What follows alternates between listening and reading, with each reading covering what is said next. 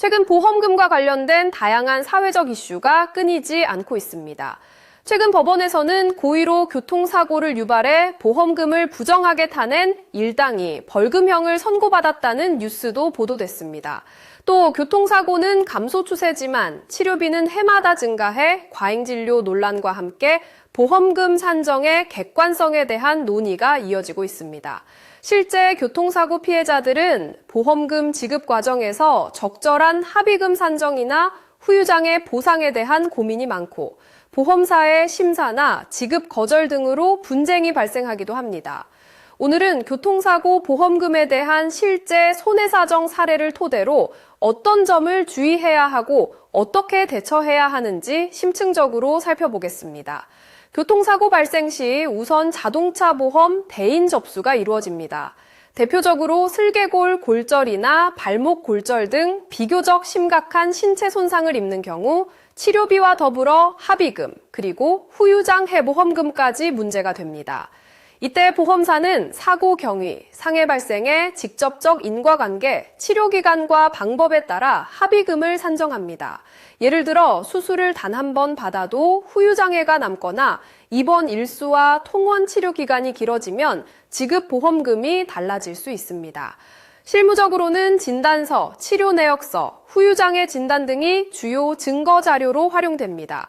여기서 주의할 점은 보험사에 제출하는 손해사정서는 실제 치료 내용과 신체 손상 정도가 객관적으로 반영되어야 하며 만약 후유장애가 인정되는 경우 특약이나 장해율표에 따라 추가 보험금 청구가 가능합니다.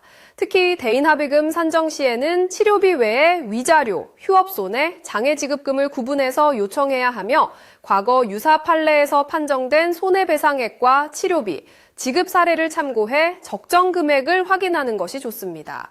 만약 보험사에서 지급 거절이나 감액 결정 시에는 해당 약관 조항의 해석과 인과관계 입증 방식, 법원 판례 분석 등이 쟁점이 될 수 있습니다. 교통사고 손해사정 실무에서는 보험계약법과 보험업법에 따른 처리 절차, 실제 손해액 입증 서류 구비, 보험사와 협의 과정에서의 입장 정리가 매우 중요합니다. 이처럼 단계별로 실무 지식을 갖추면 보험금 산정 과정에서 불이익을 줄일 수 있습니다.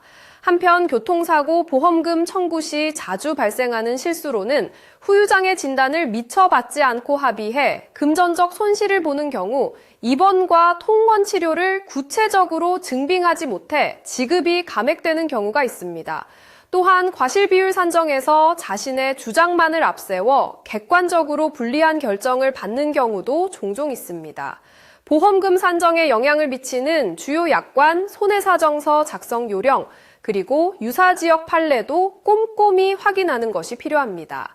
교통사고 보험금 지급 과정은 개인이 직접 대응하기에는 복잡하고 전문적인 부분이 많습니다. 보험사와의 협상, 객관적 인과관계 입증, 합의금 적정성 검토 등 다양한 쟁점이 존재하므로 어려움을 겪는 경우에는 전문가 상담을 통해 정확한 법적 조언과 실무 지원을 받는 것이 바람직합니다.